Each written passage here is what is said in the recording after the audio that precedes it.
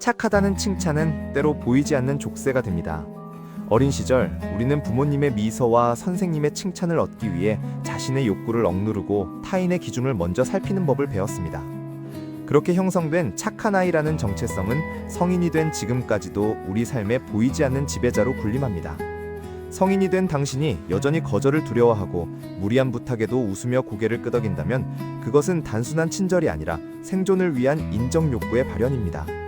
남들의 그대를 저버리는 것에 대한 공포는 어느덧 강박적인 수준에 이르러 내가 힘들어도 남이 기뻐하면 다행이라는 왜곡된 안도감을 만들어냅니다.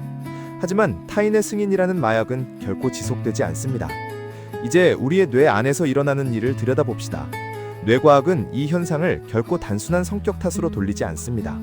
우리 뇌의 전 대상 피질, ACC는 사회적 갈등과 고통을 감지하는 안테나입니다. 착한 아이로 자란 이들의 전 대상 피질은 유독 예민하게 발달해 있습니다.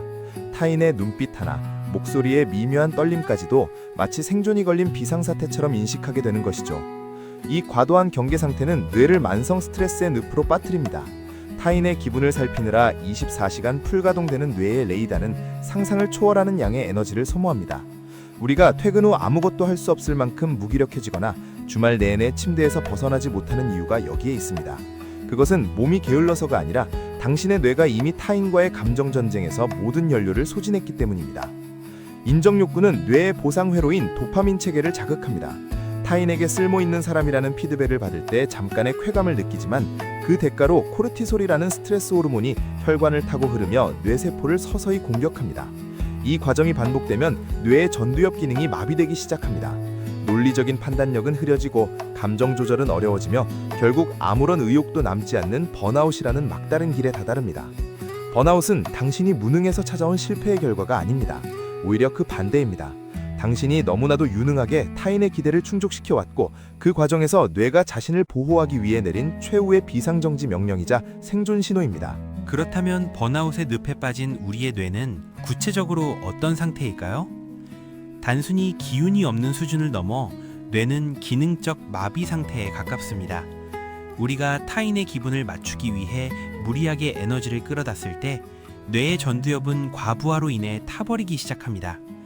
전두엽은 의사결정과 감정 조절을 담당하는 관제탑과 같은 곳인데 이곳이 제 기능을 못하게 되면 우리는 평소라면 아무렇지 않게 넘겼을 작은 비판에도 심장이 내려앉는 듯한 공포를 느낍니다.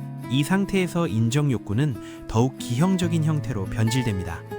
예전에는 칭찬을 받으면 기분이 좋아서 노력했다면 이제는 비난받지 않기 위해, 즉 생존을 위해 필사적으로 남의 눈치를 보게 됩니다. 뇌의 공포충추인 편도체는 타인의 사소한 부정적 반응을 호랑이를 만난 것과 같은 위협으로 해석합니다. 이로 인해 착한 아이였던 성인들은 남들이 보기엔 충분히 잘하고 있음에도 불구하고 스스로를 끊임없이 채찍질하는 가혹한 감독관이 되어버립니다. 이것이 바로 감정적 탈진의 핵심입니다. 우리는 흔히 번아웃이 일이 많아서 온다고 생각하지만 진짜 원인은 나는 사라지고 남의 기대만 남은 삶의 불균형에 있습니다. 뇌는 이제 주인인 당신에게 강력한 경고를 보냅니다. 더 이상 타인을 위해 에너지를 낭비하지 마. 지금 죽어가고 있어. 라고 말이죠. 그래서 어느 날 갑자기 눈물이 쏟아지거나 모든 인간관계를 단절하고 숨어버리고 싶은 충동이 드는 것입니다. 이것은 뇌가 선택한 최후의 방어기제, 회피입니다. 흥미로운 점은 이러한 패턴이 우리 사회의 구조적 환경과도 맞닿아 있다는 사실입니다. 특히 X세대와 그 이후 세대들은 성과 중심의 사회에서 쓸모있는 사람이 되어야 한다는 압박을 강하게 받으며 자랐습니다. 쓸모가 곧 존재 가치가 되는 세상에서 착하고 성실한 태도는 가장 효율적인 생존 전략이었을 것입니다. 하지만 그 대가는 너무나 가혹했습니다. 자신의 감각을 마비시키고 타인의 주파수에만 뇌를 맞춘 결과 우리는 나라는 사람이 무엇을 좋아하고 무엇에 기뻐하는지조차 잊어버리는 자아 상실의 단계에 이르게 된 것입니다. 이제 우리는 이 파괴적인 굴레를 끊어내기 위한 심리적, 뇌과학적 해결책을 찾아야 합니다. 가장 먼저 인정해야 할 서글픈 진실은 당신이 아무리 완벽하게 타인의 기분을 맞춰도 모든 사람을 만족시킬 수는 없다는 사실입니다. 뇌과학적으로 볼 때 타인의 감정은 그 사람의 뇌 안에서 일어나는 독립적인 화학 반응일 뿐입니다. 당신이 통제할 수 없는 영역에 에너지를 쏟는 것은 밑 빠진 독에 물을 붓는 것과 같습니다. 우선 거절에 대한 뇌의 인식을 재설계해야 합니다. 착한 아이 증후군을 겪는 이들에게 거절은 상대에게 가하는 공격처럼 느껴집니다. 하지만 거절은 공격이 아니라 내 뇌의 전두엽이 감당할 수 있는 에너지의 경계선을 긋는 보호 행위입니다. 거절을 시작할 때 우리 뇌의 편도체는 거센 저상을 하며 불안 신호를 보낼 것입니다. 하지만 이 불편함을 견디고 아니요 라고 말하는 연습을 반복하면 뇌의 신경 가소성 덕분에 거절해도 안전하다는 새로운 신경회로가 만들어집니다.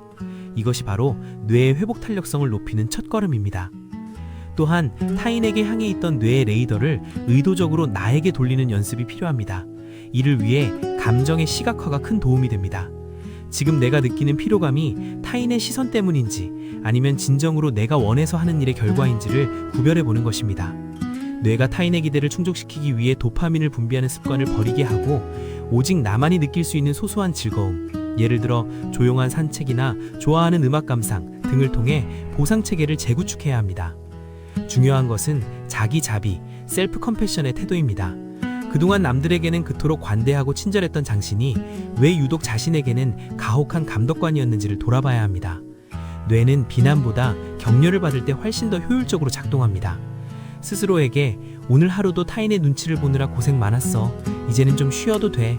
라고 말해주는 것만으로도 과열된 전대상피칠의 온도를 낮출 수 있습니다.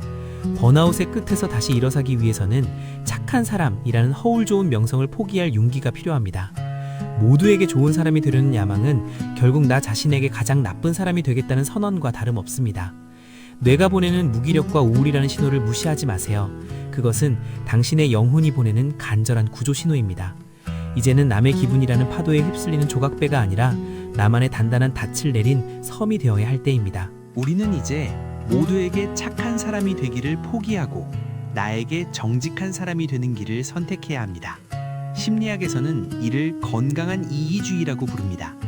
이기주의라는 단어가 주는 부정적인 뉘앙스에 거부감을 느낄 필요는 없습니다. 건강한 이기주의란 타인을 해치는 것이 아니라 타인의 요구와 나의 욕구 사이에서 명확한 경계를 긋는 자기보호의 기술이기 때문입니다.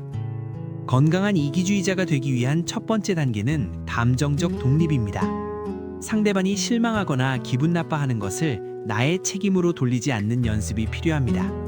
뇌과학적으로 볼 때 상대의 감정은 그 사람의 경험과 가치관이 만들어낸 결과물일 뿐입니다. 당신이 아무리 완벽하게 행동해도 누군가는 당신을 비난할 수 있고 당신이 거절해도 누군가는 당신을 이해해 줄 수 있습니다.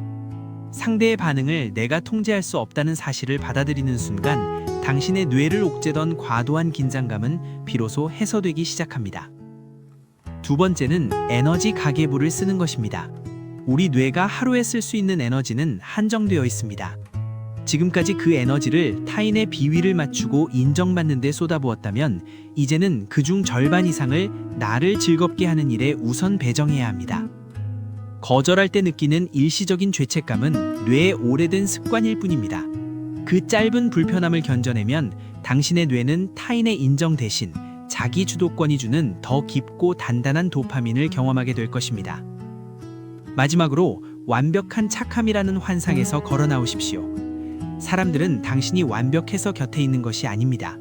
오히려 당신이 적절히 빈틈을 보이고 자신의 한계를 솔직하게 인정할 때 주변 사람들도 당신 곁에서 편안함을 느낍니다. 모든 짐을 혼자 짊어지려 하지 마세요. 당신이 거절한다고 해서 당신의 가치가 깎이지 않으며 당신이 쉬어간다고 해서 세상이 무너지지도 않습니다. 어린 시절부터 당신을 지배해온 착한 아이의 목소리에게 이제는 작별을 고할 시간입니다. 당신은 누군가의 기대를 충족시키기 위해 태어난 도구가 아닙니다. 당신의 뇌가 번아웃을 통해 보내온 그 처절한 구조 신호는 이제 남이 아닌 당신 자신을 위해 살라는 마지막 경고였습니다. 이제 타인에게 향해 있던 눈길을 거두고 거울 속의 자신을 따뜻하게 바라보세요. 남들에게 그토록 베풀었던 그 친절과 관대함을 이제는 세상에서 가장 고생한 당신 자신에게 먼저 베풀어 주길 바랍니다. 그것이 고갈된 당신의 에너지를 채우고 무너진 삶의 중심을 다시 세우는 유일하고도 가장 강력한 방법입니다.